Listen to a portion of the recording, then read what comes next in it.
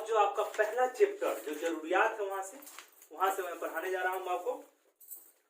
तो इसमें ये जो शुरू किया है उसको डॉक्टर एपीजे अब्दुल कलाम साहब के स्टेटमेंट से शुरू किया है। आर्थिक सर्वे में हमें तभी याद किया जाएगा जब हम अगली पीढ़ी को आर्थिक समृद्धि और सत्ता की विरासत से बना समृद्धि और सुरक्षित भारत देंगे।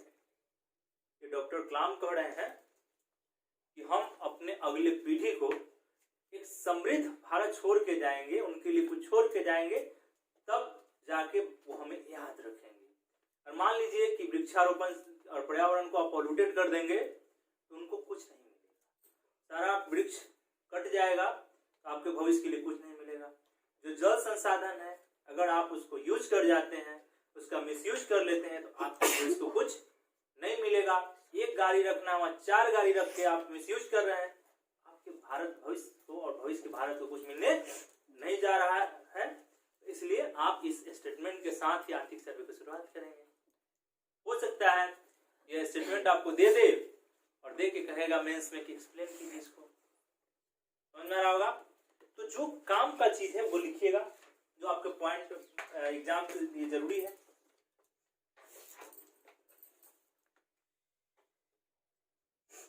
लिखिएगा 2019-20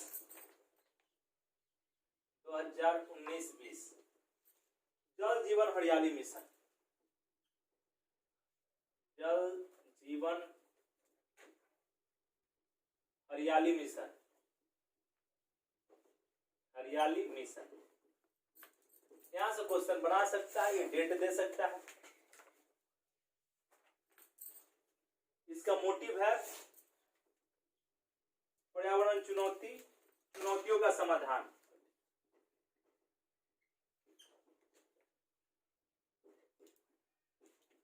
चुनौतियों का समाधान।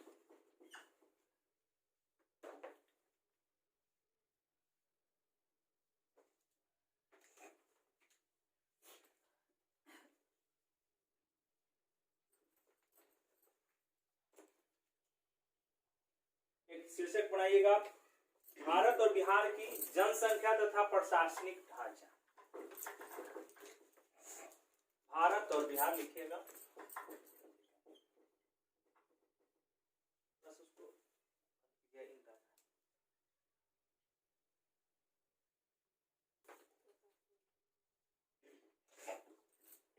बिहार की जनसंख्या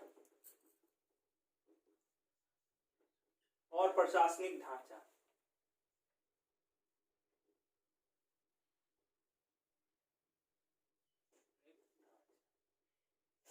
दो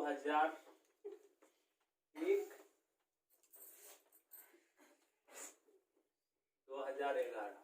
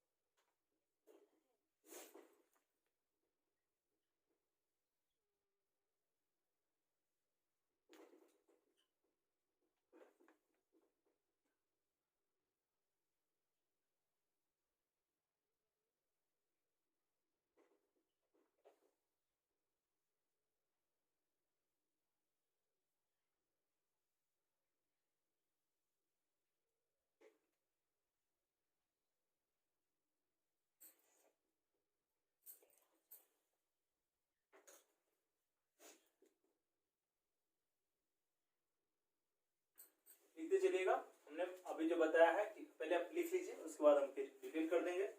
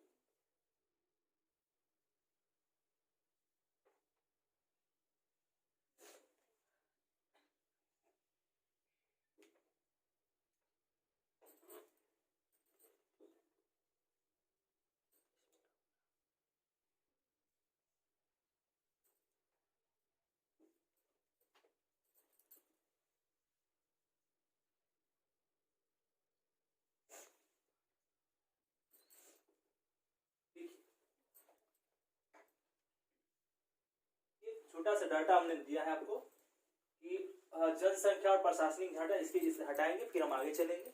यहाँ लिखा हुआ बिहार, वर्ष लिखे हुए हैं, यहाँ जनसंख्या करोड़ में तो कुल जनसंख्या, ग्रामीण जनसंख्या और शहरी।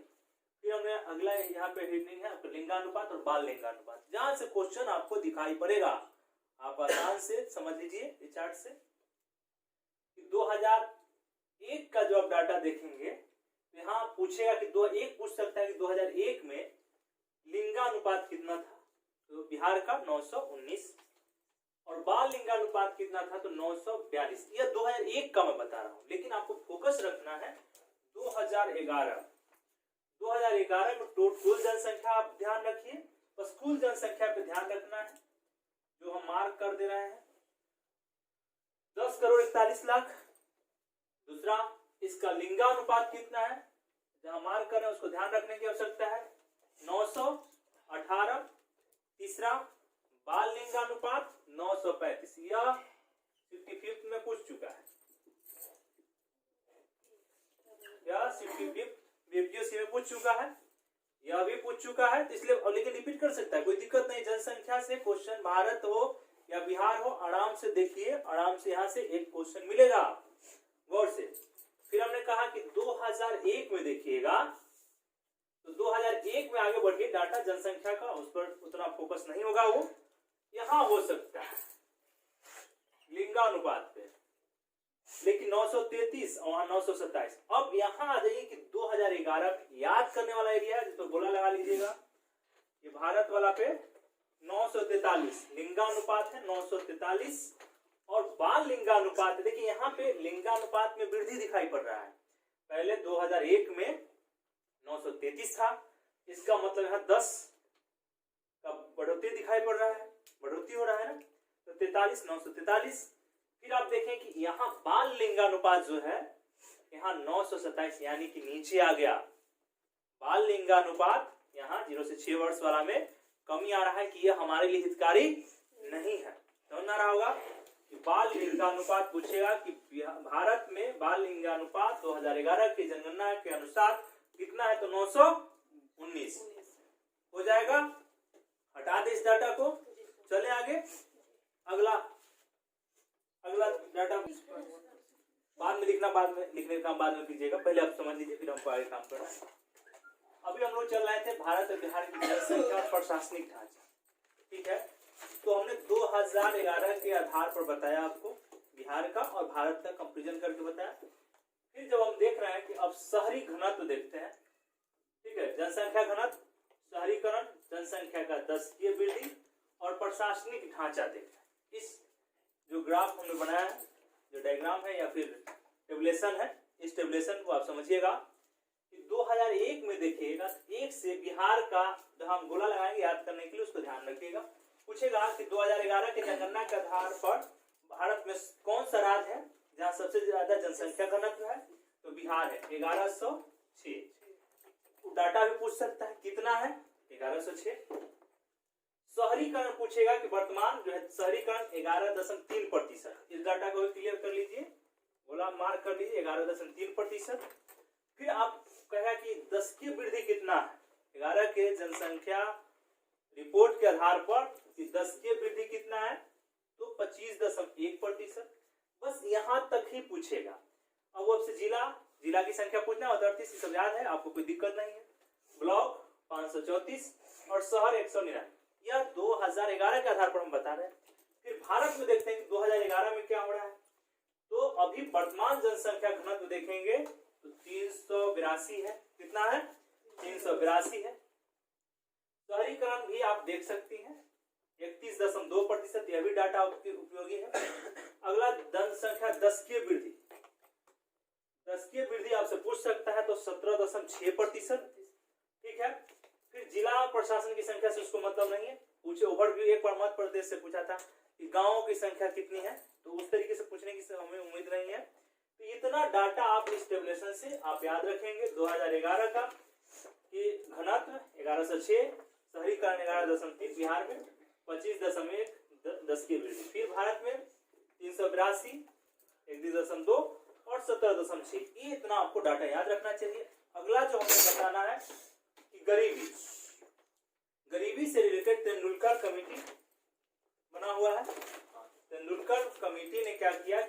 दिया 4-5 में, बताया कि बिहार में कितनी गरीबी है। तो ग्रामीण बताया कि 34.1% और शहरी 31.2%। अब शीर्षक है आपका बिहार और भारत में गरीबी। टेबुलेशन फिर बनेगा बिहार और भारत में गरीबी। देखा जाए, अभी हम लोग तेंदुलकर कमेटी का चर्चा किए थे जो गरीबी से जुड़ा हुआ है। अब हमने एक डाटा लिखा है बिहार और भारत में गरीबी क्या है। तो डाटा आप देखेंगे, पहले हमने बिहार को लिया। तो बिहार का जो आप देखिएगा तो 2011-12 वाला जो डाटा है, ठीक है, 21 लिखा हुआ है, 12 लिख दीजिएगा।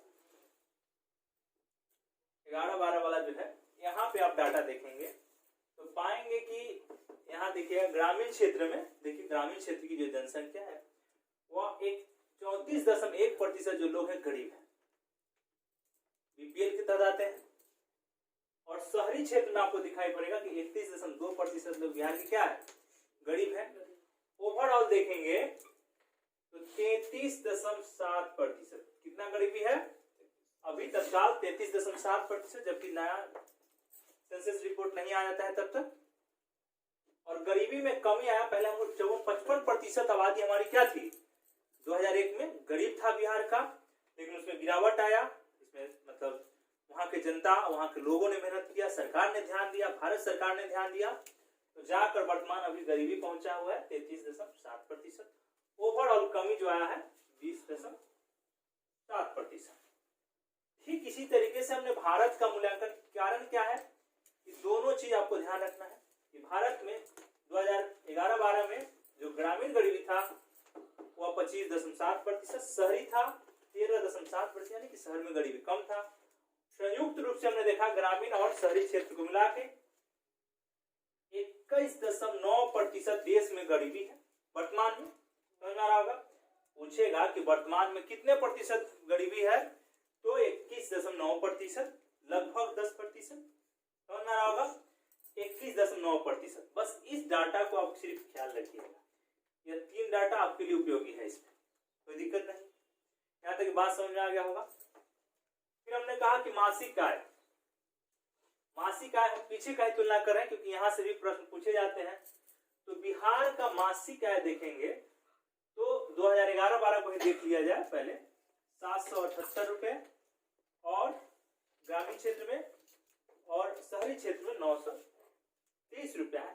यह इतना इंपॉर्टेंस नहीं होगा, लेकिन अगला जो डाटा हम लिखाने जा रहे हैं कि भारत में प्रति व्यक्ति आय कितना है, बिहार में कितना, वह डाटा आपसे पूछ सकता है। बात समझ आया।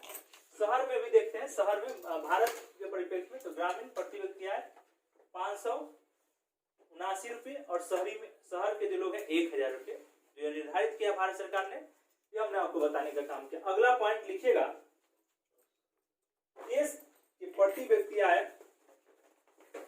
अगला पॉइंट, डाटा कंप्लीट हो गया होगा।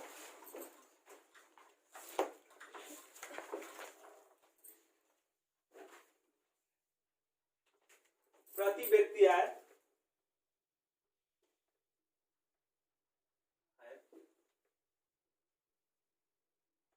92,565 रुपए।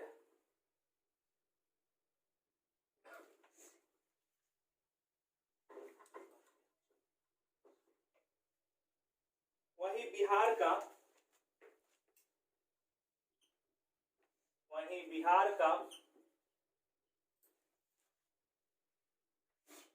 30,617 रुपए। डाटा दोनों को याद रखिएगा।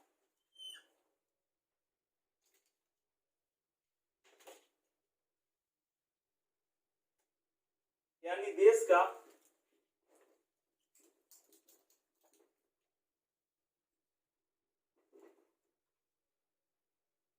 33.1%।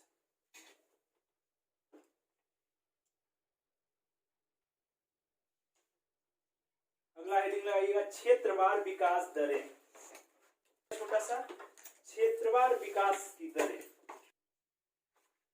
देखिएगा। पहला पॉइंट, बिहार की अर्थव्यवस्था में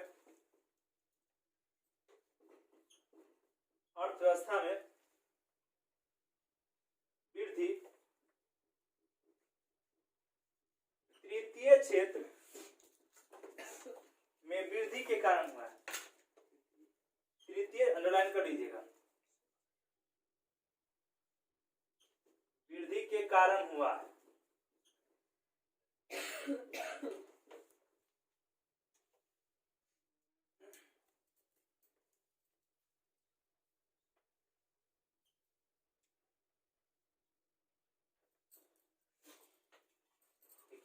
वायु परिवहन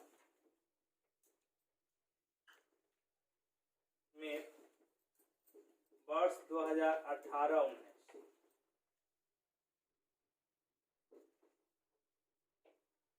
36% की वृद्धि देखी गई। 36%।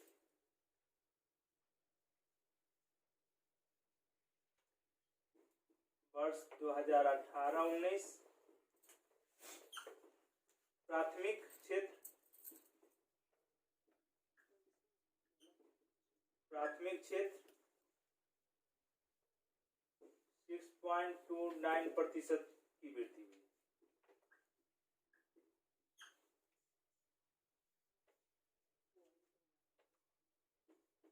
वर्ष 2018-19 द्वितीय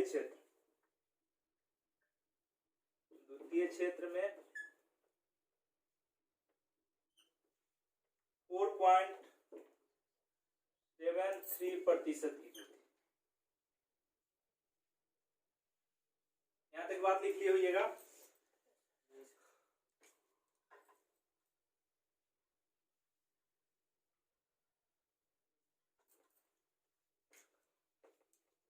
वर्ष हम अगला लिख रहे हैं उससे जस्ट आगे। वर्ष 2018-19 में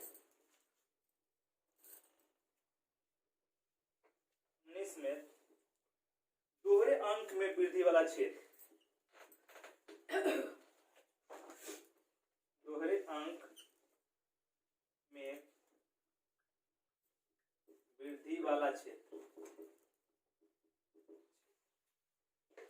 एक में लिखिएगा वायु परिवहन,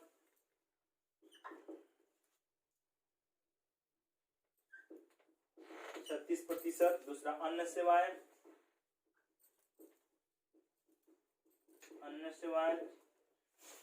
20%। तीसरा व्यापार एवं मरम्मत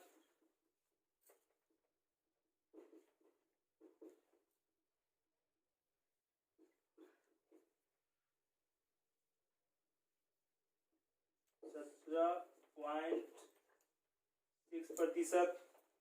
पथ परिवहन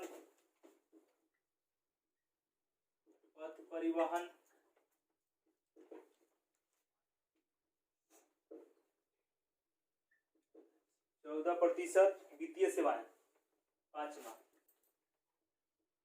वित्तीय सेवाएं 13.8%। इस क्रम में रखिएगा।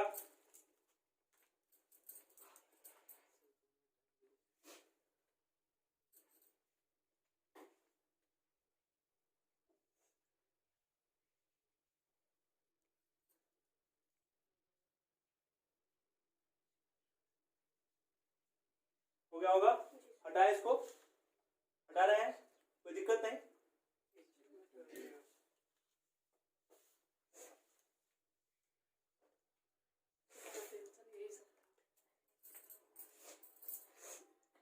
हटा दे।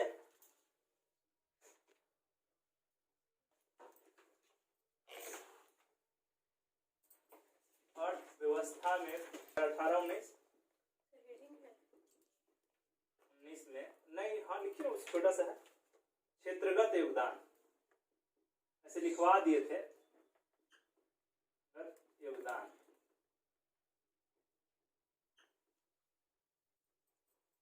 प्राथमिक क्षेत्र का है 19.7%। हट जाइएगा। द्वितीयक 19.1%। द्वितीय क्षेत्र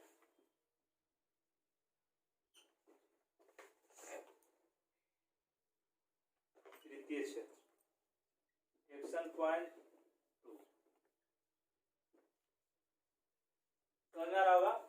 जबकि इसका विस्तार होना चाहिए, विकास इसका होना चाहिए। कहेगा, क्वेश्चन पूछेगा मेंस में कि भारत की अर्थव्यवस्था प्राथमिक क्षेत्र से एक ही बार में जंप कर गई तृतीय सेक्टर में। इस कारण से रोजगार का जनरेट नहीं हो पाया, क्योंकि इसका पीछे वाला डाटा हम नहीं लिखे क्योंकि आपको याद कराना है। वह 19.7 था, द्वितीय क्षेत्र घट गया। ये तो घट रहा है तो ठीक है, प्राथमिक 21 से और नीचे आ रहा है तो ठीक है। ये तो आपका जंप कर रहा है, तो बूमे नहीं कर रहा है, तो और नीचे आ जा रहा है जहां रोजगार का एरिया है। तो कैसे आप देश को चला पाइएगा, यही समस्या है। तो इसलिए आर्थिक सर्वे पढ़ा रहा हूं, तो बात करूंगा बहुत डाटा के साथ। आप भी बात कर सकते हैं, नेता हो जाइएगा। तो क्या देखिएगा, अगला जिलावार विषमताएं। जिलावार विषमताएं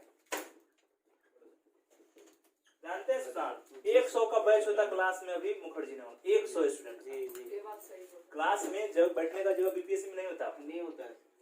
100 का स्टूडेंट होता।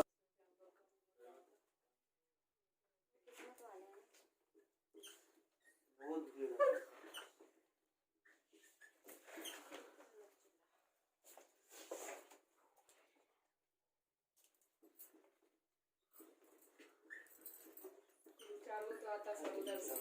जहाँ पे हम नहीं कर रहे थे ऑप्शनल सब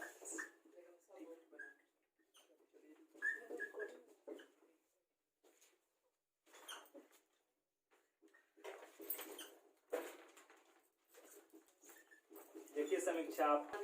अब यहाँ पे हम लोग बिहार की अर्थव्यवस्था जब देख रहे हैं आर्थिक सर्वे के आधार पर, तो अर्थव्यवस्था में क्षेत्रगत योगदान, क्योंकि देखिए ये हम डाटा बता रहे हैं 18-19 का, पीछे का डाटा हम आपको छोड़ रहे हैं। तो आप देखेंगे कि प्राथमिक क्षेत्र में इसका योगदान, अर्थव्यवस्था में जो योगदान है 19.7 है। दूसरा द्वितीय क्षेत्र का 19.1 है और तृतीय क्षेत्र का 61.2 है। इसका मतलब जो आपको ध्यान रखना पड़ेगा, जो आप मेंस का लिख रहे होंगे रोजगार से रिलेटेड, तो आपको फोकस करना पड़ेगा कि सेवा सेक्टर, बिहार का जो सेवा सेक्टर है वहां 61.2 लोगों को रोजगार देने का काम करे सर्विस सेक्टर में। लेकिन आपको यहाँ जब तक हम द्वितीय क्षेत्र को कृषि बेस्ड, एग्रो बेस्ड अर्थव्यवस्था का निर्माण जब तक बिहार का नहीं करेंगे तब तक उसका कल्याण नहीं होगा। चाहे वो 10 लाख रोजगार की नेता बात करे या 19 लाख का बात करे, जब तक उसको अर्थव्यवस्था का सही पकड़ नहीं होगा तब तक वहां पे क्या होगा कि आपको रोजगार नहीं देगा अच्छे से और चीटिंग करने का काम करेगा। तो बस आप इसको याद रखिएगा। फिर हमने कहा कि जिलावार आर्थिक रूप से प्रतिकूल जिला या अनुकूल जिला, जो उन्नत जिला है आर्थिक रूप से समृद्ध जिला को देखेंगे तो आप पटना को देख लीजिएगा, समझ में आ रहा होगा। 9 जिला उससे लिंक करते हैं, पटना का 9 जिला उससे लिंक कर रहा है। मुंगेर से आपको 6 जिला लिंक करेगा। तो यहाँ देखेंगे कि जिलावार तो पटना, मुंगेर और बेगूसराय, यह तीनों जो है उन्नत जिला है। पिछड़ा हुआ जिला में देखेंगे तो मधेपुरा, सुपौल और शिवहर। शिवहर देखिएगा, ठीक है। यहाँ पे सबसे ज्यादा बिहार में जन घनत्व यहीं पे दिखाई पड़ेगा, जनसंख्या घनत्व यहाँ शिवहर में दिखाई पड़ेगा। तो प्रतिकूल जिनका है आर्थिक रूप से कमजोर जो जिला है मधेपुरा, सुपौल और शिवहर, समझ में आ रहा होगा। और उन्नत जिला में पटना, मुंगेर और बेगूसराय को रखिएगा। यहाँ तक की बात आप लोग समझ गए होइएगा, कोई दिक्कत नहीं है।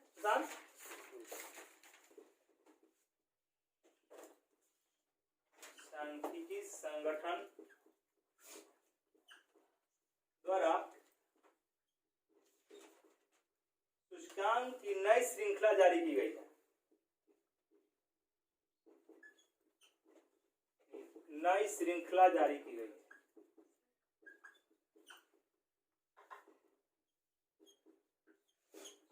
जारी की गई है। इसका आधार वर्ष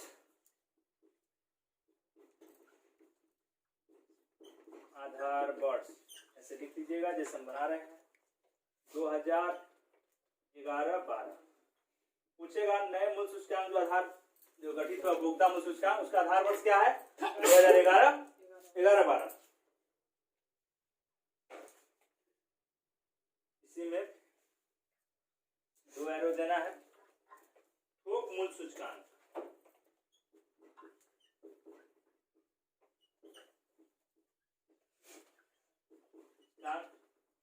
WPI भारत के लिए,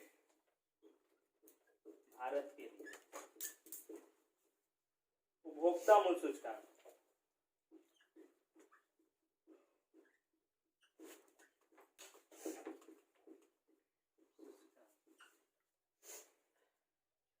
CPI,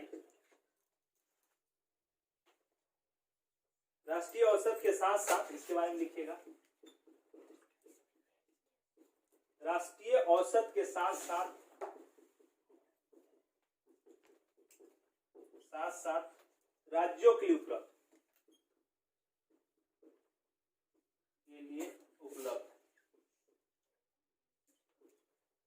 राज्यों के लिए उपलब्ध। अब यहाँ से बने हुए प्रश्न जो पूछा जाता है उसका आगे प्रैक्टिस कर लीजिएगा। कंप्लीट हो गया।